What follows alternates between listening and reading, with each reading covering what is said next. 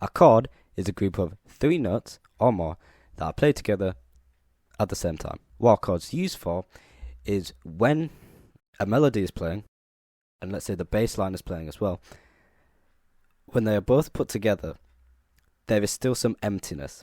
Like, it just doesn't feel full. Basically, if you don't have chords, it just doesn't sound good in most songs. If you have a piano right now, press 1 white key, the 3rd white key, and the 5th white key, leaving the 2nd and 4th one left alone. Just anywhere, and it should create a chord. Now, I don't know what you've pressed, but I've pressed the C chord, C major. It is called C because, for simple terms right now, the first letter that I've pressed is C, and it always goes with that. If it's G, G major. If it starts with G, then it's G major. But why does it have a major? Hell, what's a minor? What's major and minor? Well, these are the 2 common types of chords that you'll probably use in music. What major means is literally just happy.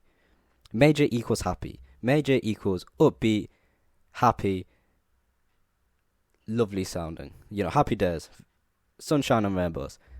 Minor is sad. C minor is sad. Like dreadful, death, sadness. Inversions. These are chords which are made up of the same notes, the same building blocks of making a major chord or a minor chord, but it is altered in a way. Let me give you an example. C major chord. C major chord consists of C, E, and G. Those are the 3 keys. What if we started it with G, C, and E? That would be still a C major chord, but the first note is a G.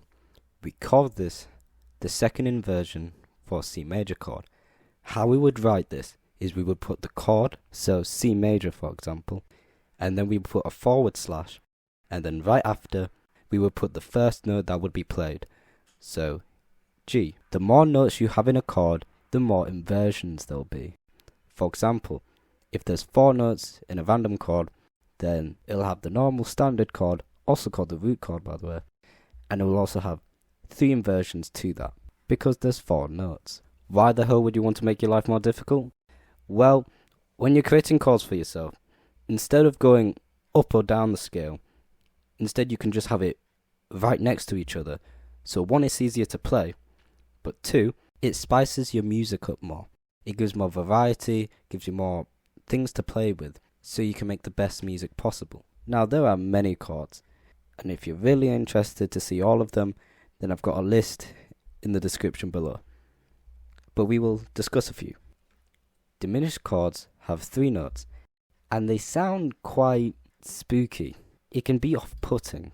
It sounds unstable and creates a little bit of suspense, because it doesn't sound happy like you get from a major chord, but it doesn't really sound sad, which you get from a minor chord. Sus2 and 4 chords are in the middle of major and minor, as if they're neutral, and you kind of get this like relaxed, dreamy feeling when you listen to a sus chord.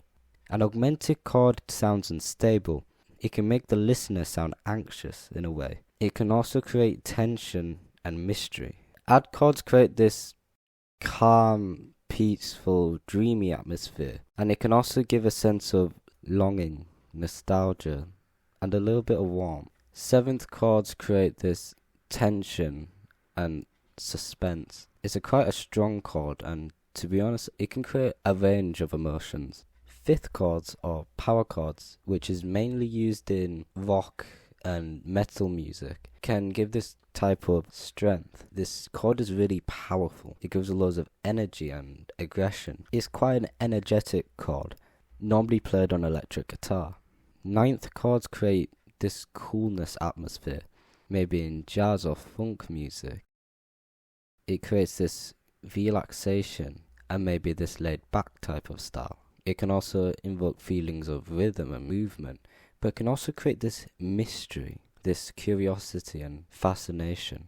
This is part 1 of a 2-part video, so if you want to see part 2, then there'll be a video popping up somewhere.